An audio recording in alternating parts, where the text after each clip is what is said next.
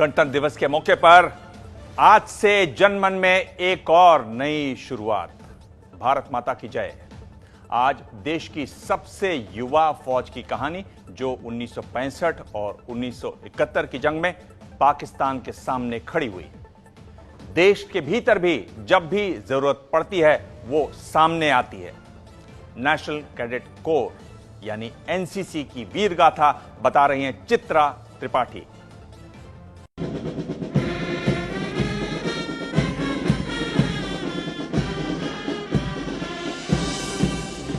ये देश की सबसे युवा फौज है जो हर वक्त देश की सेवा के लिए तैयार रहती है।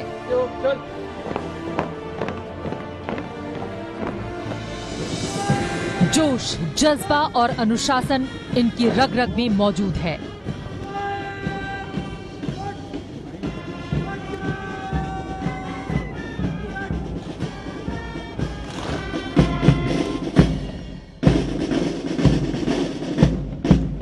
ये तमाम कैडेट्स जो अलग अलग हिस्सों से आकर यहाँ पर एक साथ एक हिंदुस्तान को प्रेजेंट करने के लिए जा रहे हैं। आर्मी की यूनिफॉर्म में ये तमाम नेशनल कैडेट कोर के कैडेट्स आपको दिखाई दे रहे हैं। एनसीसी की ये कैडेट्स देश भर में दिल्ली पहुंचते हैं 26 जनवरी यानी गणतंत्र दिवस की परेड में शामिल होने।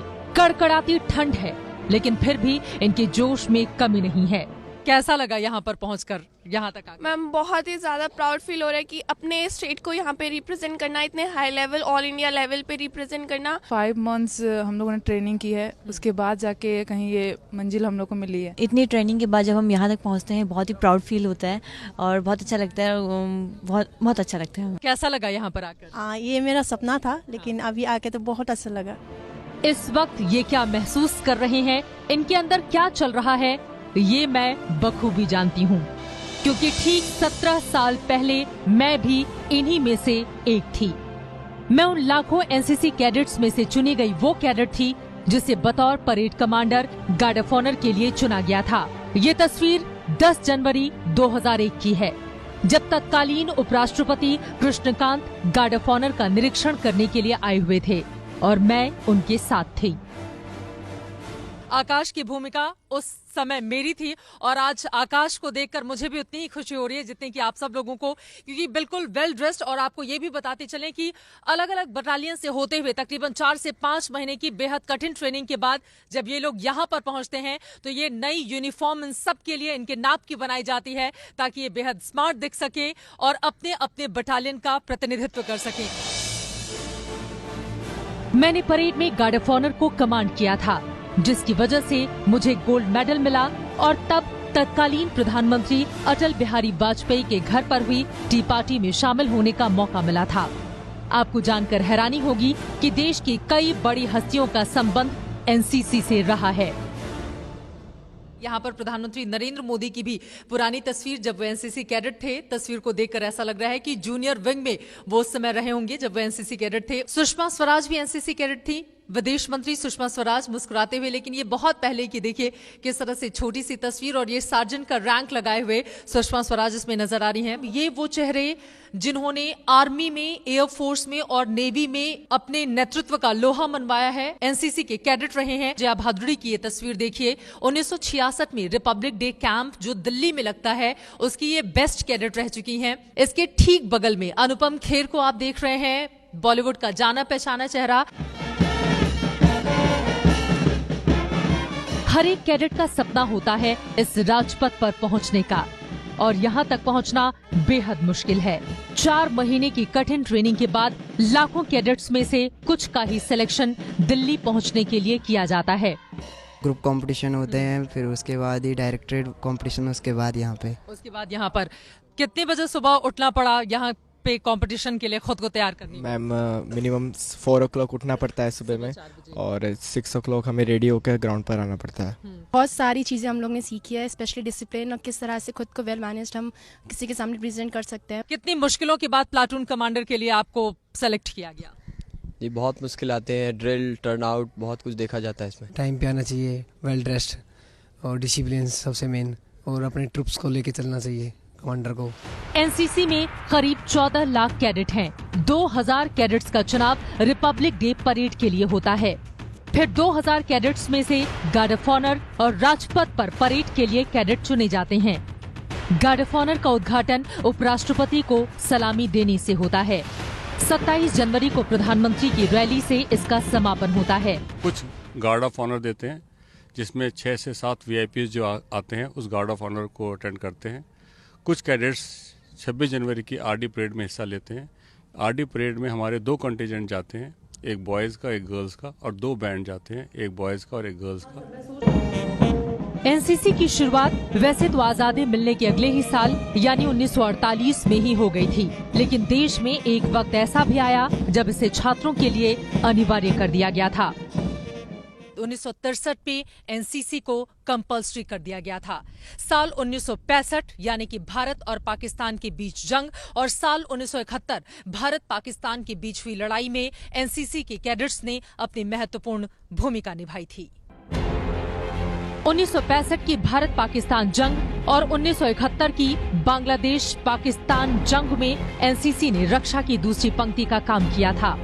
65 की जंग में एनसीसी सार्जेंट प्रताप सिंह को उस वक्त अशोक चक्र क्लास 3 सम्मान से नवाजा गया था, जो कि अब के शौर्य चक्र के बराबर है।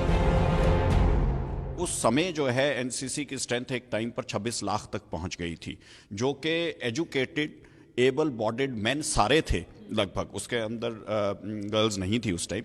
और ये 26 लाख की स्ट्रेंथ जो है ये एक major second line of defence जो है वो एक कंट्री की बन के उभरी थी। एनसीसी देश के युवाओं के भीतर चरित्र निर्माण करता है। अगर आपने कड़ी मेहनत के बाद एनसीसी का सी सर्टिफिकेट हासिल कर लिया है तो आपको इसका फायदा कॉलेज या यूनिवर्सिटी में एडमिशन के वक्त और फौज में भर्ती के वक्त मिलता है। ऐसा बिल्कुल नहीं है कि एनसीसी में वही छात्र जाते हैं जिन्हें फौज में जाना होता है। एनसीसी में कैडेट्स की फिटनेस, मानसिक मजबूती, परेड और फायरिंग के अलावा भी कई तरह की ट्रेनिंग दी जाती है ताकि आगे आने वाले किसी भी हालात से वो निपट सकें। कि हम एक ऐसा ऑर्गेनाइज्ड यूथ का दल बनाए, युवा दल बनाए, जो कि ट्रेंड हो, मोटिवेटेड हो और उसके अंदर लीडरशिप क्वालिटीज़ हो, जिससे कि वो रोज़मर्रा की सोशल एक्टिविटीज़ में लीडर का काम कर सके।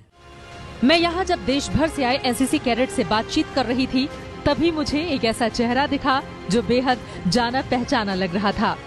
करीब गई तो पाया कि ये वही ट्रेनिंग इंस्ट्रक्टर हैं जिन्होंने मुझे गोरखपुर में एनसीसी की ट्रेनिंग दी थी।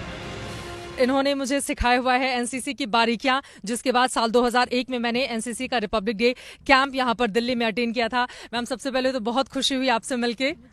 अच्छा, ये बताइए बतौर कैडेट में कैसी थी? हालांकि ये बहुत पुरानी बहुत स्मार्ट एंड बहुत एक्टिव। मैं मेहनत करती थी, कभी ऐसा तो नहीं कि बंक मार जाती थी? नहीं, बहुत सिंसियर और बहुत हार्ड वर्कर कैडेट्स। इन 17 सालों में किस तरह का फर्क आप देख रही हैं? जैसे जैसे जनरेशन मॉडर्नाइज की तरफ जा रही है, आधुनिकता की तरफ जा रही है, उसी हिसाब से कैडेट्स में अंदर भी अंतर आता है। एनसीसी के नाम कई कीर्तिमान हैं।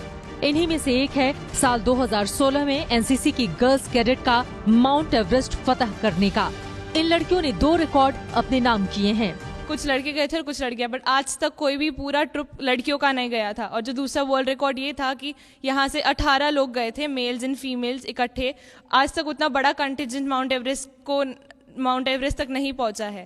तो ये था दूसरा हमारा रिकॉर्ड। तो ये Limca book of world record में 2 रिकॉर्ड जो है एनसीसी की ओर से दर्ज किए। यस, ये जोश, जुनून और जज्बा पैदा करने की कोशिश है। ये देश के भविष्य की तकदीर और तस्वीर संवारने की कोशिश है।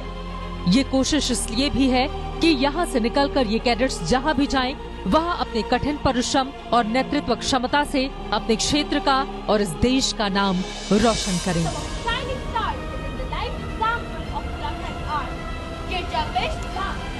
देश की रक्षा की खातिर हम शमशीर उठा लेंगे।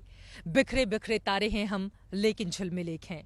ये एनसीसी सॉन्ग की लाइनें हैं, लेकिन ये लाइनें बताती हैं कि किस तरह से एनसीसी में इन युवाओं को तैयार किया जा रहा है, जिससे नए भारत का निर्माण किया जा सके। कैमरा पर्सन सचिन के साथ चित्रा त्रिपाठी, दिल्ली, एबीपी न्यूज। ये है एबीपी न्यूज, आपको रखे आगे।